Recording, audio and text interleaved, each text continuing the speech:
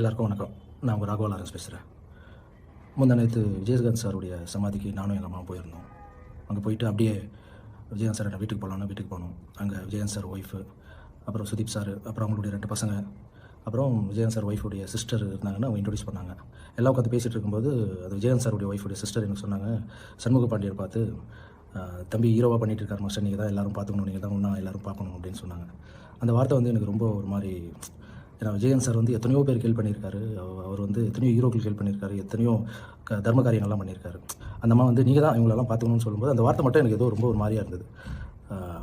ஏதோ ஒன்று பண்ணணும் அப்படின்னு தோணுச்சு. ஒரு நாள் அப்படியே யோசனை பண்ணியிருந்தேன், அந்த பசங்களுக்கு ஏதாவது ஒன்று பண்ணணுமே.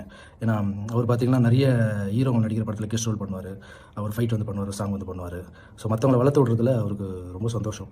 அதே மாதிரி நானும் அவர் கூட இந்த கண்ணு பட போகுதையா படத்தில் வந்து மூக்குத்தி முத்தழகு 3ஆம் பிறை பொட்டழகு சாங்க்கு நான் கொரியோகிராஃப் பண்ணியிருக்கேன். ரொம்ப அழகாக ஆடிருப்பார். என்னையும் ரொம்ப என்கரேஜ் பண்ணியிருக்காரு.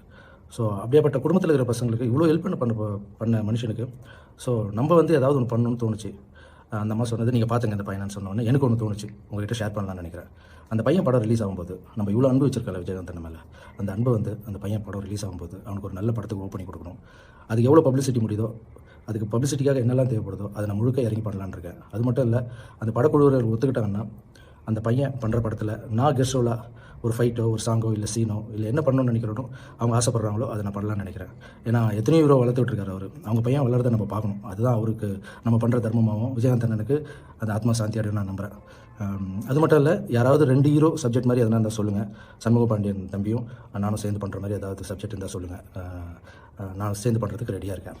அதேமாதிரி விஜய் பிரபாகரன் சார் வந்து அரசியலில் இருக்கார், அவருக்கு என்னுடைய வாழ்த்துக்களை தெரிவிச்சுக்கிறேன்.